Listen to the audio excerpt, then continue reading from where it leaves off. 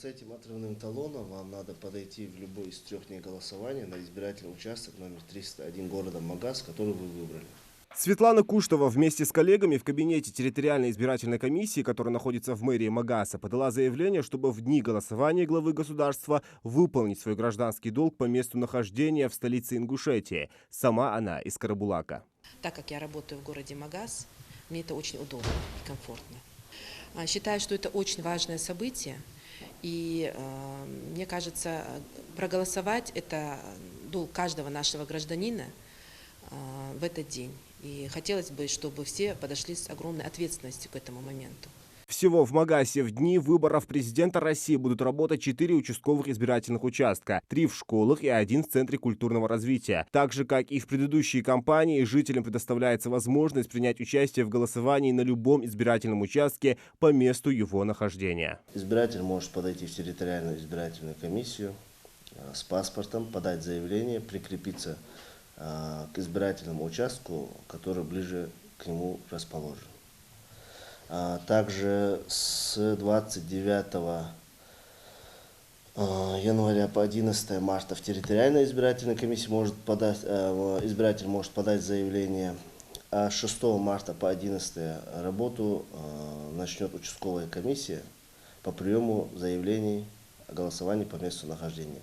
Также избиратель может подать заявление через МФЦ, через портал госуслуг. В этом году на выборах президента будет применена система Информ-УИК. С помощью специального мобильного приложения будут проводить повсеместную информационно-разъяснительную работу с жителями. То есть это обходчики. Они будут обходить поквартирно каждое домовладение.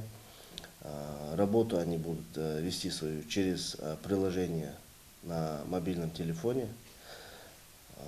Призвано это для того, чтобы повысить явку на выборах президента, познакомиться с избирателями, которые находятся на территории своего избирательного участка, чтобы члены УИК были знакомы с ними.